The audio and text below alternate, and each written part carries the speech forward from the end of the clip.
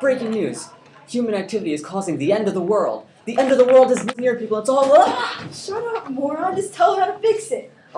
Okay, I'm sorry. Okay. Yeah, human agriculture and... Here, flip to a different thing. Human agriculture and industrialization is polluting the world's ocean. Human agriculture and industrialization is polluting the world's waters. We're creating dead zones worldwide. High contents of nitrogen and phosphorus have been getting deposited in the water from waste and wash-away fertilizer for hundreds of years. Human removal of marshes and wetlands, which are natural filters of the excess materials, also increase the severity of the dead zones, since there is no longer the natural filtration process present before the river water is introduced to the ocean. The third largest dead zone can be found right in the Gulf of Mexico. In the Gulf of Mexico, this is happening because of nitrogen-rich fertilizer running off into the Mississippi River and flowing into the Gulf.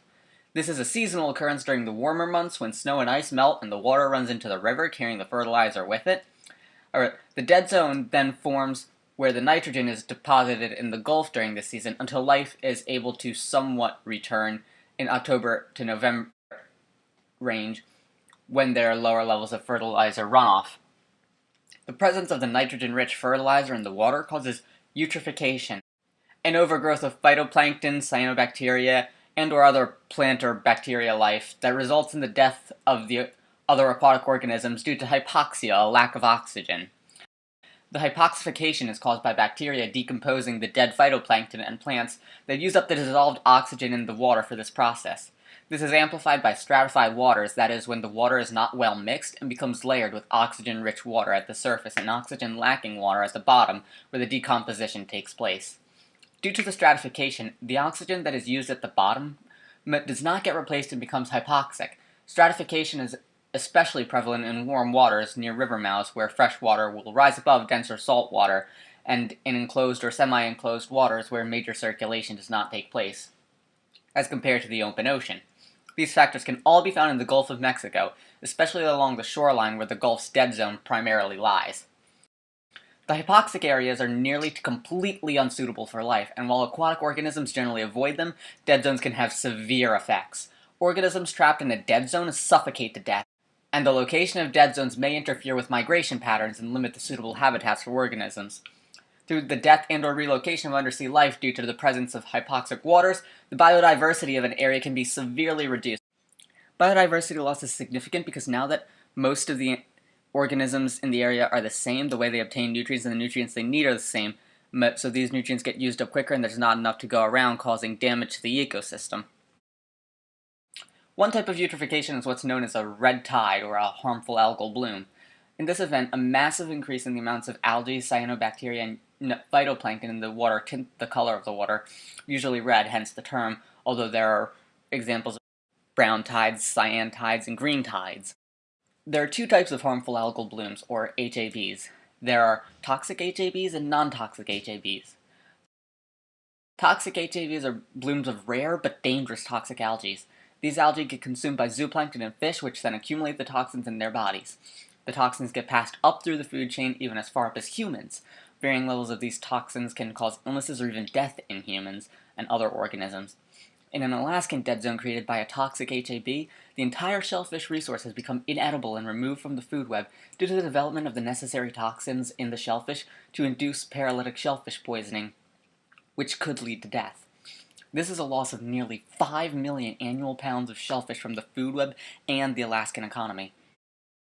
The other form of HAB, non-toxic HABs, damage the waters and create hypoxic environments by clogging the waterways. They can coat beaches, interfering with human recreation, clog sand beds, seagrass beds, and coral reefs that serve as nurseries and habitats for commercial fish and hubs of biological diversity, and coat water surfaces, suffocating the life below and depriving the underwater life of sunlight. Without sunlight, the plants can't undergo photosynthesis, and they can't produce oxygen to be dissolved in the water to sustain life under the water. Essentially, they block out the light and suffocate the life underneath. They also use up the oxygen in the water.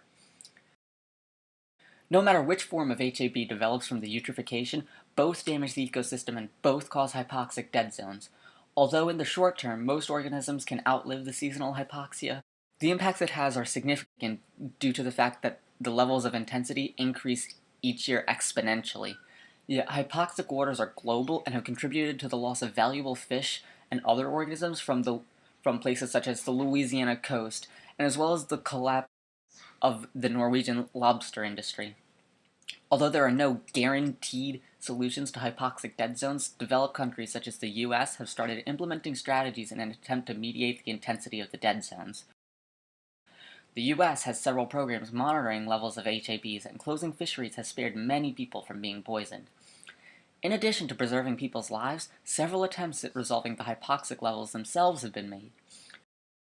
There is a plan for an agricultural best management practice that, through improvements in agricultural processes, would keep more fertilizer out of the water and in the soil. This would reduce levels of excess nitrogen and other nutrients in the water, thus reducing the intensity of the eutrophication, and save the farmers money, as they would not be losing nearly as much fertilizer, which can run at a high replacement cost for the farmers. Other plans suggest the conservation and restoration of marshes and wetlands so that natural filtration can once again take place. In Israel, at the Woods Hole Oceanographic Institution, a project has been developed to attempt to use shrimp aquaculture to counter coastal dead zones. The project attempts to use shellfish to absorb excess nutrients that fish acquire and later dispose of. The shellfish to be used are also economically valuable and could potentially be sold for economic gain, providing both an environmental and economic benefit. However, since dead zones are generally an issue local to their area due to the wide variety of causes, prevention and remediation policies would have to be a local matter in order to most effectively combat each area's needs in relation to the hypoxic dead zones. There! Is that a better newscast? Yes, thank you. Now we can actually do something about it. Why did I sign up for this job?